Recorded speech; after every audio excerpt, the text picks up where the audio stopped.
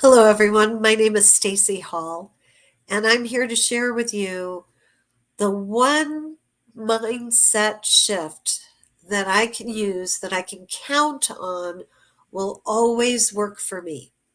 And I'm going to share a little story about how this came into my life originally. There was a period of my life when things looked very dark, very bleak. I could give you a long list of reasons why I never thought my life would get any better based upon the way things had always gone prior to that. And one particular day, I really didn't think that I could put up with it anymore. And so I seriously considered ending my life. The problem was that I couldn't figure out a way to do it that I could be assured I could do it without hurting myself. In other words, I could just do it and I wouldn't feel any pain.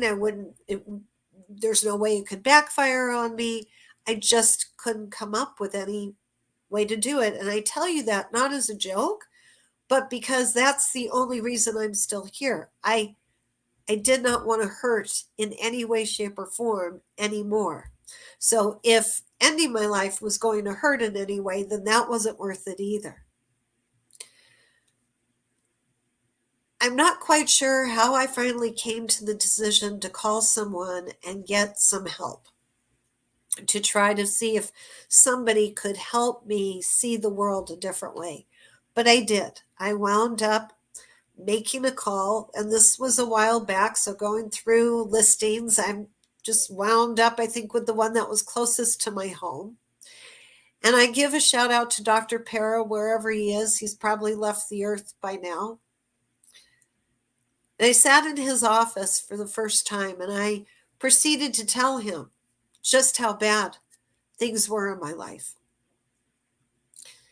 and how bad I felt about myself and how I knew that other people did not like me either. And he just listened, and I appreciated that because I got it all out. But then at a certain point, I said, "Are you not going to give me anything to fix this?" And he said, "I just was waiting for you to finish. But what I'm hearing in everything you're saying, Stacey, is that you don't see any possibilities of things getting better." And I said, "Exactly. There's nothing in my world that tells me things will be any different a day from now, 5 years from now, 10 years from now than they are right now. And I can't imagine how I'm going to survive living the life that I'm living." And Dr. Paris said to me, "Well, what we need to do is put like a door jamb in your mind to prop it open so it even the chance of a possibility can come in. Because right now your door is shut and you're telling your mind to look at all the reasons why things are the way they are and why they will stay the way they are. You're doing that. You're telling your mind to look at that." And I said, "Well, that's all I see." He said, "But there's other things to see. You're not choosing to open the door to see them." So he said, "Here's what I would like you to do. Every time you have a thought about the way things have been and that you expect them to go the same way, I want you to stop and I want you to say to yourself, there is a real possibility that." Now, I'm going to give you a real life example. This doesn't sound so horrible, but at the time, oh my God, it was the worst thing I could think of. So I was always the one in my office. I worked at a job at the time. And I was always the one who remembered everybody's birthdays. I would go get the card, I'd get the cake, I'd go around, I'd make sure everybody signed the card. Most of the time I wound up paying for the cake, even though I was probably making the least amount of money there at the office, because people say, "Oh, I'll get you later." And then, of course, they never get me. And I wouldn't go in and ask for it because I already felt like they didn't like me. So I didn't want to give them one more reason to not like me. Well, my birthday was coming up, and this is actually what triggered it, because I was pretty sure no one was going to acknowledge my birthday. And I know that sounds very narcissistic and self-centered, but I was really afraid that what I was pretty sure that people didn't like me was going to prove to be a reality. And then how would I get up and go to work every day, which I needed to do? So I said that to Dr. Para, and he said, okay, so that's a perfect example. I want you to say to yourself, there's a real possibility that my birthday will be remembered and celebrated. I said, well, I feel like I'm saying fiction. He said, right. For right now, you probably are. It's not about faking it to your makeup, but you're saying things that your mind doesn't really believe are true until it can see it. I said, but I can't control other people. He said, I know. I know you can't control other people. I still want you to say it. I want you to say it as often as you possibly can. And if you promise me you will say it, I will see you again next week. And he had given me the session for free because I was really tight on money. He said, I'll give you another session for free if you do it. I'm not telling you that anything's going to change. I'm not saying that things have to get better. I'm saying to you, Stacey, will you do it? Will you say there is a real possibility that, and fill in the blank, every time you think that things cannot get better? And I said, sure, I'd be happy to say it. Because when I come back next week, I'm going to show you that nothing changed. And he said, well, maybe.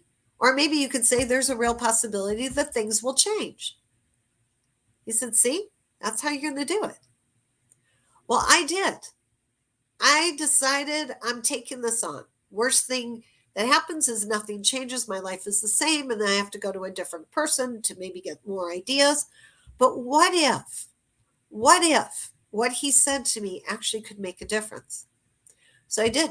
I started, like, things would happen like they normally did, and I would just go, okay, there's a real possibility that tomorrow things could go better. And there's a real possibility, like if I'd have to go into somebody's office and I was afraid of what they would say, I'd say there's a real possibility they'll respond to me nicely. And about 2 days in, I started noticing I wasn't nearly as depressed or upset because things had actually started to chill out a little bit in my life. Well, my birthday came. And I can honestly tell you that I was saying every day up to, there's a real possibility somebody in the office will remember my birthday. There's a real possibility somebody in my office will remember my birthday. I had cake. I had balloons. I had a card. I couldn't believe it. I couldn't believe it. Hardly. And it was true. So I went back. And I said, I guess you're going to have to charge me for the session because you were right. He said, no, I promised you a free session if you just did it. I said, so what's the magic? I said, I didn't control other people. I didn't even tell people I was doing this. I just started saying there's a real possibility that I'll be able to have what I want or things will go my way. He said, right. You opened yourself up to the possibility. Now, I know years later, this is kind of woo-woo. It does have to do with an energetic vibration that I brought myself to where possibilities can exist. But whether you want to believe that or not doesn't matter. If you're ever in a situation where you feel that nothing possibly could change, I'm inviting you to say there's a real possibility that, and then fill in the blank with the change you want to see occur. And let me know if it works, like it always does for me. I am wishing you great satisfaction and success always. I'm Stacey Hall.